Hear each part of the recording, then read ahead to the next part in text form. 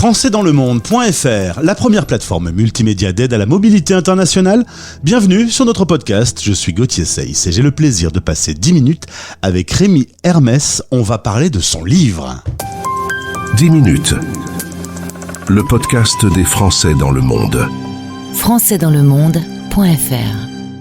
Parce que vous ne le savez peut-être pas, mais tout commence par un grand oui aux aventures de la vie. C'est le livre que Rémi vient de sortir. Rémi, on en parlait hors antenne à l'instant, on se connaît dans la vraie vie. Tu voulais rentrer en contact avec la radio. Là aussi, le hasard de la vie a fait qu'on s'est vu pour du vrai. Toi, tu oses et tu laisses faire. Je ose et je laisse faire et je fais beaucoup confiance à moi, ce que j'appelle à la vie. Peu importe, les gens vont dire Dieu, l'univers, mais moi j'appelle ça la vie. Je fais confiance à ce qui est vivant en moi et ce qui est vivant autour de moi.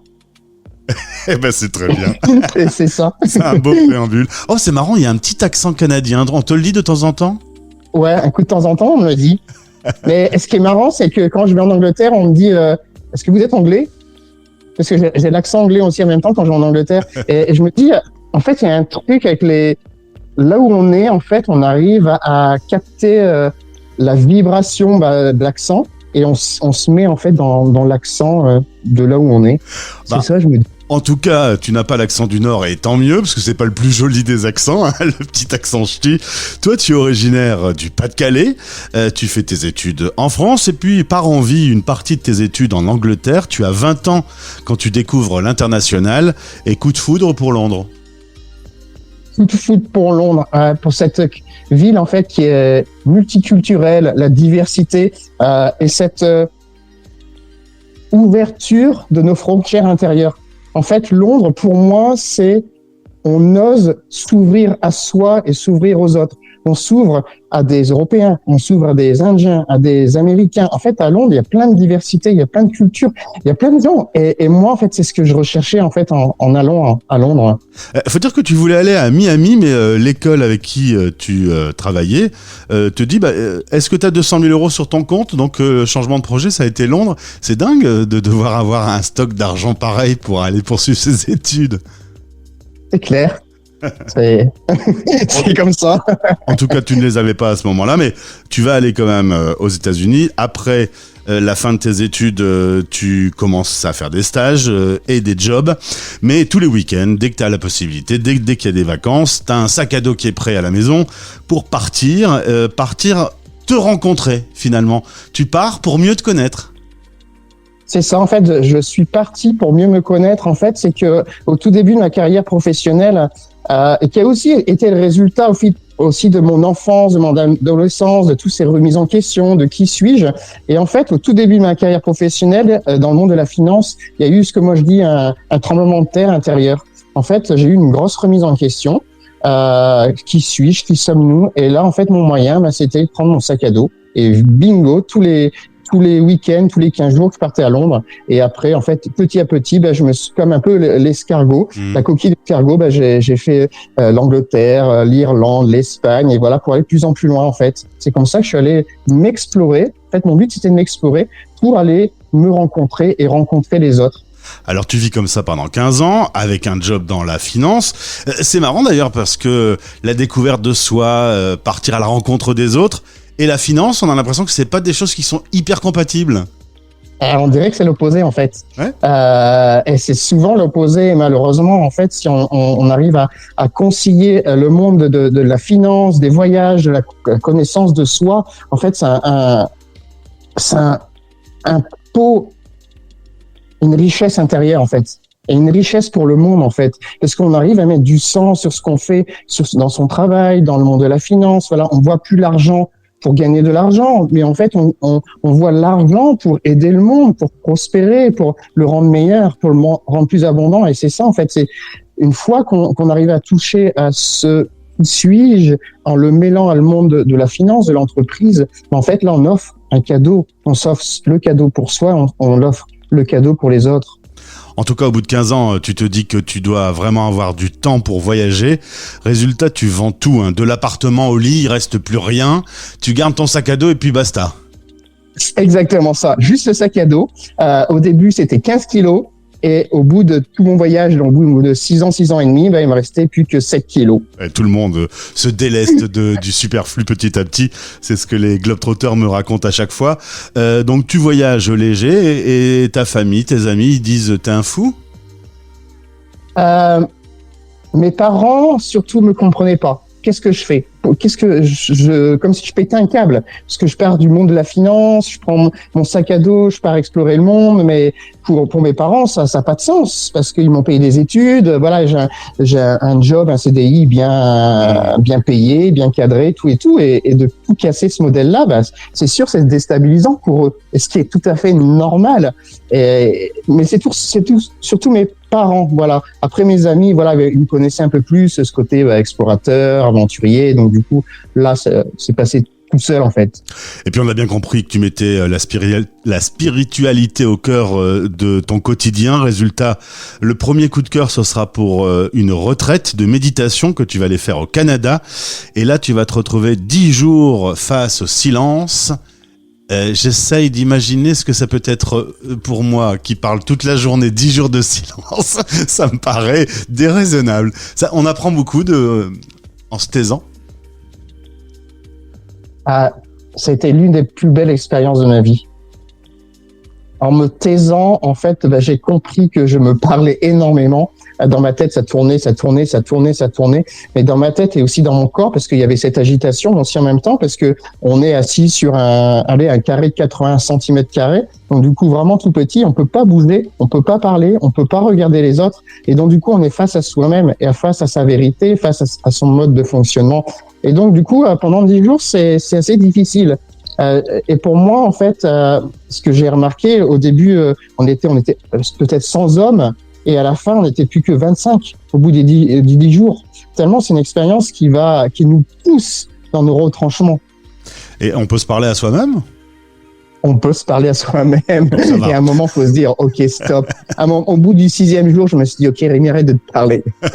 Et après, on apprend à se taire même vis-à-vis de soi. Ouais. Pour moi, ouais, ça a été comme ça, en fait. Parce que au bout du 5e, 6e jour, mon mental était tellement agité que j'ai quasiment, j'ai été dans le mur. J'ai foncé dans le mur. Et là, d'un seul coup, la vie m'a dit, Rémi, arrête de te parler, arrête, fais silence. Et là, en fait, ça a été comme une rose qui a commencé à fleurir dans mon esprit, en fait. C'était waouh. Alors, explique-moi après le Canada, qu'est-ce que tu vas faire puisque 6 ans et demi de balade dans le monde, donne-moi quelques étapes qui t'ont marqué. Le Canada, bien évidemment. L'Espagne. Au niveau des pays, l'Espagne, la Croatie, l'Angleterre, l'Irlande, tous ces pays-là. Et ce qui m'a marqué, c'est les rencontres. Je savais pas, ou dans mon esprit, dans mon monde, je ne savais pas que les gens étaient aussi généreux. Dans tout mon voyage, les gens m'ont ouvert leurs portes. Ils m'ont offert un café, un thé, un lit pour dormir, un bureau pour travailler. Et en fait, j'ai découvert la générosité du monde. Et voyager seul, c'est vraiment, pour le coup, très formateur puisqu'on doit aller vers l'autre pour avoir un coup de main, pour manger, pour dormir. Donc, on doit faire cet effort d'aller vers l'autre. Il y a l'effort de faire l'effort vers l'autre, mais surtout vers soi-même. Plus on fait d'efforts vers soi-même, plus en fait, il y a une facilité de rencontrer l'autre. Et en fait, moi, ce que j'ai remarqué, plus j'apprenais à m'aimer, plus en fait les gens m'ouvraient leurs portes naturellement. Jamais j'ai demandé dans mon voyage, est-ce que vous pouvez m'offrir un lit? Est-ce que vous pouvez m'offrir un café? Jamais. Et ça a été une super belle leçon que j'ai découvert en fait dans mon voyage. C'est plus je m'aime, plus les gens vont m'ouvrir leurs portes. Et plus, en fait, je découvre la générosité du monde. Et quand on te propose quelque chose, eh ben, tout commence par un grand oui. Exactement, c'est oui. Pour moi, c'est oui. Et voilà, c'est aussi aller au-delà de mes modes de fonctionnement que depuis mon enfance. Être bousculé un peu, être dérangé dans son quotidien, quoi. Là, c'est ça. On offre un café, combien je te dois? Là, non, oui. Ok, j'accepte le café que tu m'offres. Et on dit non parfois quand même? Bah, des fois, on dit non quand on sent que ça va à l'encontre de qui on est, en fait. Pendant le confinement, t'es au Canada. On te donne la possibilité de soit rentrer, soit rester. Vu que c'était un peu le bordel partout dans le monde, tu te poses tranquillement là-bas et tu sors ta plume et ton cahier ou ton ordinateur, je ne sais pas, et tu commences à écrire un livre parce que tu te dis que ces 6 ans et demi de balades, de rencontres, d'échanges et d'apprentissage sur toi, tu dois le partager. Exactement. Surtout, moi, ce que j'appelle, c'est la vie qui me l'a dit. C'est pas moi en tant qu'être humain, mais c'est la vie qui me dit, Rémi, faut que tu écrives un livre. Écris un livre. Et là, tout de suite, je lui ai demandé la vie, qu'est-ce que je dois écrire. Elle me dit, écris un livre comme un guide de voyage, un guide du routard, un Lonely Planet, du même format, où tu emmènes les lecteurs, les aventuriers, à aller se rencontrer eux-mêmes, rencontrer le monde, rencontrer la vie, pour mettre du sens dans ce monde. Ouais, en fait, j'ai vraiment écrit ce livre comme un guide du voyage. Voilà, quand est-ce qu'on part en voyage, en sac à dos, en voyage intérieur, quelle place, quel lieu il faut aller visiter pour mieux se rencontrer, mieux rencontrer les autres, mieux rencontrer la beauté de la vie. On vit dans un monde qui est plutôt globalement compliqué, mais individuellement formidable. Est-ce que tu partages ce point de vue ? Moi, je suis toujours très surpris que la masse donne des choses qui sont plutôt la guerre et la terreur, et que quand on est en petit groupe, qu'on découvre l'autre, souvent ça match, et il y a du sourire, et il y a du partage. Totalement d'accord avec ça, 100%. La générosité, en fait, au fond en nous-mêmes, on est tous généreux, on est tous bienveillants envers l'autre, alors que le monde, comme tu dis, la masse, véhicule notre idée, alors qu'en fait, on est vraiment généreux entre nous. Le livre est sorti, on peut le trouver en librairie, on peut le trouver en ligne, on peut même le trouver en version e-book, et je vous invite à découvrir le site toutcommenceparunoui.fr, puisque Rémi va pouvoir vous le dédicacer et vous l'envoyer, ce qui est quand même un plus pour nos auditeurs qui sont aux 4 coins du monde. Lorsque le livre arrive, que tu l'ouvres, c'est encore ton livre ou c'est déjà un peu celui de tous ? C'est le livre de tous, parce que le livre, je l'ai écrit au nous. Je l'ai pas écrit au vous, je l'ai écrit au nous. En fait, je m'embarque moi-même dans cette aventure du livre, dans cette aventure du voyage. Aujourd'hui, il est disponible en français, mais on te réclame déjà la version anglaise et espagnole. Ça commence bien, cette aventure. Et oui, et je demande à la vie encore. Parce que aussi, il faut savoir dire à la vie, moi j'avais encore. Oui, encore. Et du coup, maintenant, tu me dis que tu es invité sur des festivals, on te questionne, là tu réponds à une interview pour la radio. Ça fait de toi un prophète du Globetrotter ? Prophète, je sais pas, au moins un être humain qui a envie de partager de l'amour, du sourire, de la joie au monde, avec la vibration des voyages. Parce que pour moi, le voyage, c'est quelque chose qui apporte de la magie et simplement. Maintenant, quand on s'est rencontrés dans la vraie vie, puisque on est tous les deux dans les Hauts-de-France, tu me disais aussi que ça faisait du bien de retrouver un peu sa région, sa famille, de se poser un peu, parce que le voyage, ça peut être aussi fatigant. Donc, t'avais envie un peu de te poser. Ouais, parce qu'il faut savoir que pendant mes 6 ans et demi, j'avais pas de maison, j'avais plus de chez moi parce que j'avais tout revendu. Et en fait, à un moment, la vie m'a dit, Rémi, pose-toi quelques mois pour mieux te ressourcer, pour mieux te rassembler tout ce que tu as pu apprendre pour mieux repartir. Et donc pour moi, c'était fondamental de me poser quelques mois pour mieux après reprendre mon sac à dos et redécouvrir le monde. Même si mon sac à dos, je l'ai toujours là. Je reviens de Prague, je repars après. Ça, c'est clair. Il est toujours là, mon sac à dos. C'est le même qu'au tout début de l'aventure ? Ah non, malheureusement, parce qu'il y a eu beaucoup de kilomètres. Ça s'appelle Tout commence par un grand oui aux aventures de la vie. Rémi Hermès, c'est disponible donc depuis le site toutcommenceparunoui.fr ou partout où vous allez de façon traditionnelle. Merci Rémi, bravo. Tu as dû être très content que ce livre arrive et je suis sûr que tu attends qu'on te demande de dire oui à beaucoup d'autres nouveautés dans le futur. Ouais, tellement.